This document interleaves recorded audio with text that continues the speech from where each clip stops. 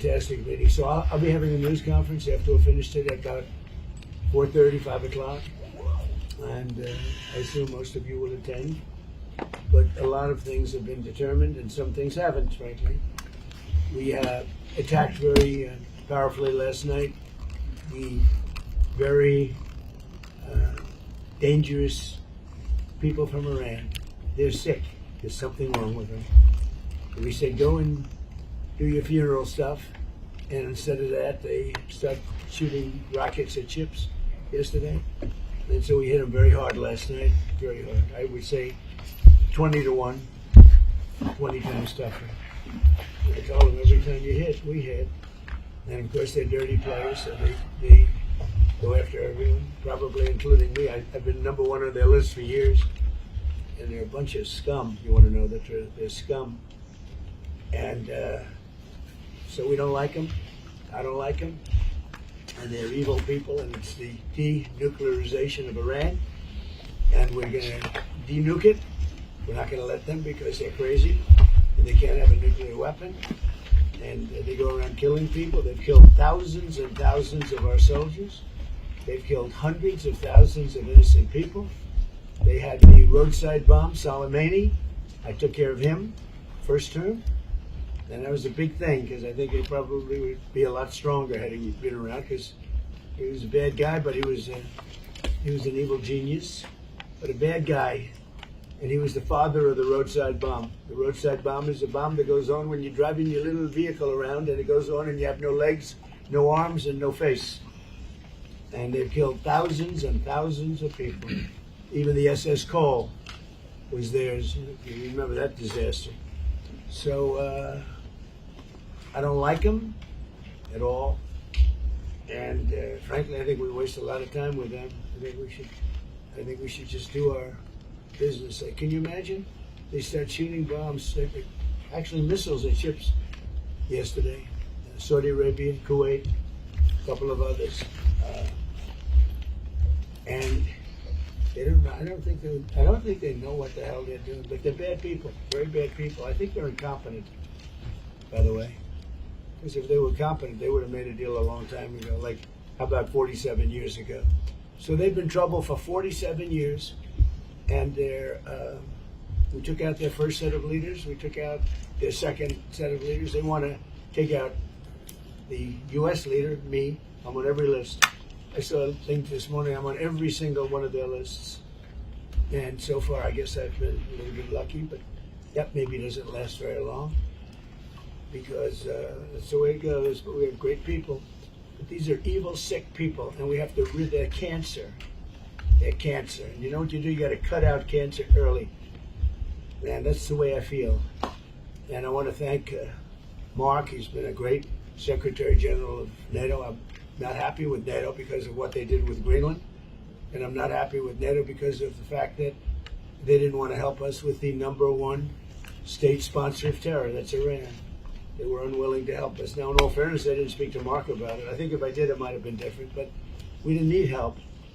But I was really testing. I wanted to see whether or not they'd be there. And the answer is, I spoke to Germany, I spoke to France, spoke to UK, spoke to Italy, I didn't speak to Spain. Spain is a wasted cause. We don't want to do any trade business with Spain anymore, by the way. I'd like you to cut it out. Spain is a terrible partner in NATO. They don't participate, they don't pay. I don't want anything to do with Spain. Cut off all trade with Spain, please, including visits. Okay, we don't want anything to do. Watch them come running back. Oh, they'll come running back. They treat this man terribly, and this man's a good man too, great man. They're lucky they have him. But Spain doesn't agree to anything, and you shouldn't carry him. I mean, you sort of automatically carry because you're protecting an area, so they're there. So they probably figured they have to protect us, right? But we don't have to. We don't have to trade with them. I don't want to do any more trade with them. All right? Sure. Take it immediately. You don't even talk to them. They're hopeless. Bad people, because, you know, they have everybody else going and paying and working in Spain. In particular, Spain. There are a couple of others, but in particular, Spain. They're open about it. They're hostile about it. And let's see how hostile they remain when they call up and they please, please, we want to trade with you, sir. We want to trade with you, sir. They make so much money with us, and we're going to see that they make a lot less. I want no business with them. So, other than that, we're having the big meeting in a little while, and I'm going to relate my problems. Greenland is a big problem for us, and the other big problem is the fact that when we wanted them, we didn't want them badly, but we did say, if you want to join us, and they all said no. But when they could have, they weren't there for us, and we've been there for them. We spent over $1 trillion over the last short period, trillion, in order to protect these countries from Russia, and has nothing to do with us. We have an ocean, but it's been a long-term thing, and they haven't treated us right. And Mark understands that. He understands that, and we're going to work something out, I think, one way or the other. But we've been treated unfairly. We pay disproportionately. We had a time when we were paying 100%. We were paying 100% of NATO, and yet a lot of the countries weren't paying anything. But there was calls made a few weeks ago. I spoke with the UK, and the Prime Minister said, well, we don't want to help you now, but we'll help you when the war's over. I said, that's not good. And likewise, I spoke to Germany. They didn't want to help. Spoke to France. They didn't want to help. Nobody wanted to help. Some of the very small countries wanted to help because they're the most vulnerable. I mean, that's the only reason they wanted to help. So I appreciate you being here. We're going to be going back together, many of us together. And again, I want to say, despite the fact that I'm very upset with NATO, that we pay far, far too much, billions and billions of dollars too much, because it's unfair, because we're protecting them. So we protect them, but they're not there for us. Think of it. It doesn't work. But I want to say this is a great leader. They're lucky they have him. It's their biggest asset, you want to know the truth. So, Mark, would you say a few words? Absolutely, and thank you so much, Mr. President, dear Donald. Let me start with Iran. We discussed it last night at the Presidential Palace. I think what you did, degrading the nuclear capability, crucial for Israel, the region, for Europe, degrading the ballistic missile capability of Iran, crucial for Israel, for the region, for you, for the whole world. And then trying to bring this to a peaceful end. They attacking ships yesterday. I think what you did last night was absolutely necessary. It was a very strong response, and I'm with you on this.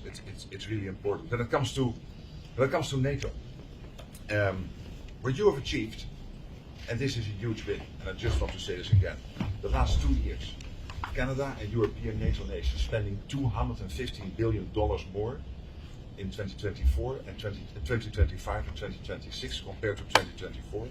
This is staggering, 258 billion. In the meantime, almost 200,000 jobs in the US being supported by all the investments by countries in the United States in the defense industrial base, buying from the defense industrial base from the US companies. So here you see you have been able to really get them to step up, to do this. And when it comes to Iran, I know you're disappointed. We discussed it a couple of weeks ago.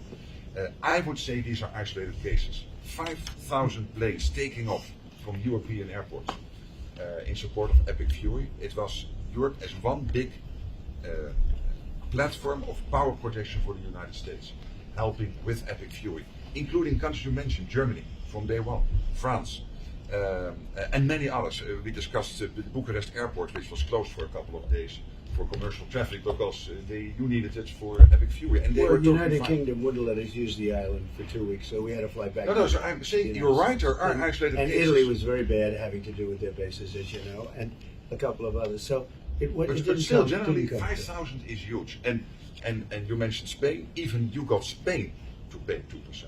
They made a huge step in last year. So there's still issues we have to solve, but hey, also even on Spain, I would say they got to the 2%. And I know you have a very strong relationship with the United Kingdom, the King, but also you personally always with Keir Starmer, who is now leaving office. He has now also committed to spend another $20 billion extra, 50 billion pounds on defense. So I would argue, without you in this chair, this would not have happened. It is, of course, because of Russia, but also because of you. So grab to win, it's there. You did this. It was The Hague, and now they are implementing. And on Greenland, you and I made a deal in Davos. I will make sure that that deal is step by step being implemented. that you can deploy, if you want, the Golden Dome on Greenland. You have your trilateral talks, Marco is leading them, from your side with the Greenlanders and the Danes. And it comes to if they would change their constitutional position in the kingdom and so. But hey, I mean, just so they understand, Greenland is very important for the United States, but it's not important for Denmark. In fact, when Denmark was overrun by the Nazis in less than one day, Hitler beat them out in one day, took over. They asked us to take care of Greenland. In fact, we took Greenland, and then stupidly we gave it back. We shouldn't have given it back to them because we're the ones that need it. We need it for protection of the world, not just the United States. And it's very important. It doesn't help Denmark, but it helps us. And it's very important for us. And again, they were defeated very quickly. Denmark was beaten in one day, less than one day, by the Nazis, by Hitler. And when this happened, they immediately switched it over to us. We owned it. We had it. We were taking care of it, and then we gave it back, which is, I don't know why. I wouldn't have given the Panama Canal back either. So what do I know? I certainly wouldn't have done that because China's tried to take over the Panama Canal, and that's not going to happen. So, but I just, it's interesting. I'm very unhappy with NATO, and yet this man is a great leader, and he gets it. He gets it maybe better than some of the leaders. But also your allies get it, thanks to you, and that is important. Yeah. I could not do this without you. It's too bad Biden didn't do it, or Obama. Hey, but you are here now. Obama. And you're Trump 45, and Trump 47. In total, more than $1.2 trillion. I call this the Trump trillion. No, it's true. $1.2 trillion extra spent by Canada and the And I'm not only blaming NATO. Yeah. They got a free ride. And not if anymore. Biden had any brain, which he didn't, he would have said, you got to pay more. And same with Obama. Two bad presidents. But they could have asked, and he would have done that too. It would have been, who knows? Who knows if they would have done it. And it is huge. It should have happened years ago. And it couldn't. But Obama didn't do it. And Biden didn't do it. And frankly, Bush didn't do it either. But you did what Eisenhower started trying to do, equalizing He tried, yeah. Eisenhower tried. And all the other presidents, none of them were successful. You're the first one. It's your win. Your win in the Hague. That's why I like him. And the win now. That's why I like him. This is true. Without you, this would not have happened. Really, do you have any questions? Mr. President, on Iran, is the ceasefire over? Is the ceasefire done? Is the MOU dead? It's a very interesting question. To me, I think it's over. I don't want to deal with them anymore. They're scum. You know what scum is? They're scum. They're sick people. They're led by sick people. And they're vicious, violent people. And if they had a nuclear weapon, they'd use it. As far as I'm concerned, it's over. I'll speak to our negotiators. They want to negotiate. They're good people. Steve Witkoff, Jared Kushner. But they have to come back to me. As far as I'm concerned, it's just a waste of time dealing with them. They're liars. We make a deal. And if I make a deal with him, we have a deal. And he goes out, he talks. We make a deal. Everyone's agreed. No nuclear weapon. We make a deal. They go outside, talk to the press. They say, we never even talked about it. There's something wrong with them. They're cuckoo. As far as I'm concerned, it's over. So are we back at war? Talks won't resume after we get through the funeral proceedings. What? Does this mean that talks with Iran will not resume? I don't care. They can talk, but I think they're wasting their time. They're a bunch of lying guys. I do my whole life. That's all I do is deals. My whole life that's how I became president. I guess that's a deal too, right? But I made a lot of money. I had a lot of great success, tremendous success. Everything I did, I was successful. And I deal with these guys, and they say this is from a different school. They're liars. They're cheats. They're sick people. They've hurt their people. They killed 54,000 people as of now that were protesting. You know, when people say, how come they haven't taken over? They can't take over because they're dead. They killed them. Nobody's going to take over. They have no guns, and the other side has machine guns. And they're killing them. The press doesn't report it. But they're bad people. They're bad people. And frankly, I don't want to waste my time with them. Now, I'll let our wonderful negotiators keep talking if they want, but I don't see it. I don't like these people. You know that? I like him. I like the leaders. I think all of these leaders. Great. And they love I think they didn't treat the United States fairly for many years, but that's okay. But they're sane, rational, good people. Most of them. I don't like a couple of them, to be honest with you. But there are a couple I don't like much. But I like Erdogan. I'll tell you, I like President Erdogan. He rolled out the red carpet. He's terrific. You know, he could have gone into the war. A lot of people saying, like with Bibi, I like Bibi. I think Bibi was a terrific wartime prime minister. But Bibi said rough things yesterday about Turkey and Erdogan. And I said, you know, I spoke to him. I said, he could have gone into the war because he doesn't like Israel much. And he doesn't like Bibi much. And he didn't go because of me. And this is a military power. Millions of soldiers. Turkey is very strong. They have a lot of our best equipment. They're trying to get the F-35s. But he didn't go in. He wanted. He would go in. If it weren't for me, he would have gone in. And he would have been on the other side. Even though I don't think he likes the other side either, because he happens to be very sane and they happen to be very crazy. But so I think, you know, they treated us right. I think China treated us right. I was with President Xi and I said, I hope you're not going to go into the war because we don't want that. You know, he gets 50% of his oil from the Strait of Hormuz, and he gets more than 50%. And he never went into the war. He didn't supply him equipment. You know, he was great. I'm a big fan of President Xi. A lot of people say, "Oh, why?" You know, I watched a couple of people critical of the fact that TikTok is so bad, it's so dangerous, it's so horrible. They're spreading all these rumors. And the numbers came out yesterday. You know who's number one on TikTok? I am. I'm number one on TikTok. And all I talk about is how bad communism is, right? They say, oh, it's terrible, they're spreading, but I'm number one. And I listen to Gordon Chang. I like Gordon Chang, but he's always like negative. Oh, China's so terrible, they're so terrible. And TikTok is so terrible. But I'm number one on TikTok. I had like 4 billion views or something like that. So I don't know. People have to get the priorities straight. We have had a really good day. We're going to have another good half a day. And then I'll see you later. We'll talk to you. Thank you very much. Thank you.